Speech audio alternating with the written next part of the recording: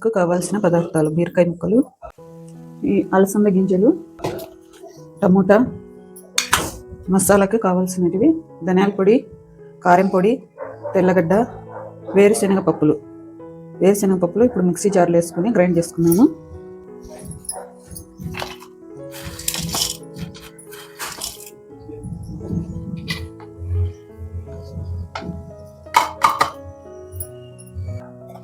ఇప్పుడు కొద్దిగా ఆయిల్ వేసుకున్నాము.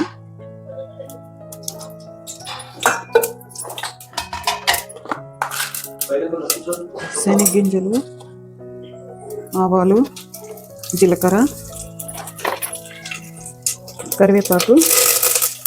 ఇప్పుడు టమాటాలు వేసుకోవాలి. ఇప్పుడు కొద్దిగా పసుపు, సాల్ట్, ముందుగా శుభ్రపరచుకున్న బీరకాయ ముక్కలను వేసుకున్నాము. బీరకాయ ముక్కల తర్వాత అలసంద గింజలు కూడా పచ్చిమిరపకాయలు వేసుకోవాలి. ఇవన్నీ కొద్దిసేపు పచ్చివాసన పోయే వరకు పెట్టుకోవాలి. చూడండి, మసాలా అంతా కలిసే వరకు ఒకసారి కలుపుకోవాలి. చూడండి, మసాలా అంతా ఉడికింది కదా, గ్లాస్ వరకు వాటర్ వేసుకోవాలి. ఒక గ్లాస్ వాటర్ పడతాయి. గ్లాస్ వాటర్ వేసిన తర్వాత అంతా కలిపెట్టుకోవాలి. ఇంకా ప్రెషర్ కుక్కర్ ఇంకా పెట్టేసుకున్నాము.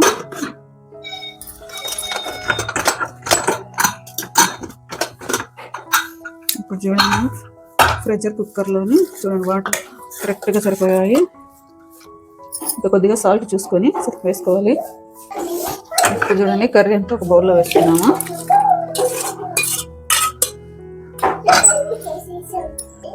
ఇప్పుడు ఎంతో టేస్టీ అయిన బీరకాయ అలసంద పులుసు అండి. ఇలా కాంబినేషన్ వేయడం వలన ఎంతో టేస్టీగా ఉంటుంది.